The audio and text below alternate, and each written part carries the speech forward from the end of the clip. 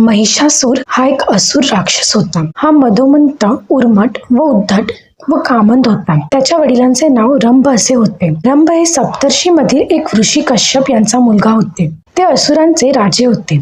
त्यांनी पाण्यात राहणाऱ्या म्हशीवर प्रेम केले आणि त्यातून महिषासुराची उत्पत्ती झाली असे म्हणतात. त्यामुळे महिषासूर हा हवे तेव्हा म्हैस अथवा मानवाचे रूप घेऊ शकतो. संस्कृत शब्द महिष याचा अर्थ म्हैस असा होतो. महिषासूरने ब्रह्मदेवाची आराधना केली, ब्रह्मदेवाची भक्ती केली व त्यांच्याकडून वर मागितला की कोणीही देव अथवा दानव त्याला मारू शकणार नाही. पण ब्रह्मदेवाने ते नाकारले. मग उद्धट महिषाने असा वर मागितला की त्याचा वध फक्त एका दैवी शक्ती असलेल्या एका स्त्रीच्या हातून होईल, जिला 4 पेक्षा जास्त हात असतील. ब्रह्मदेवाने त्याला वर दिला.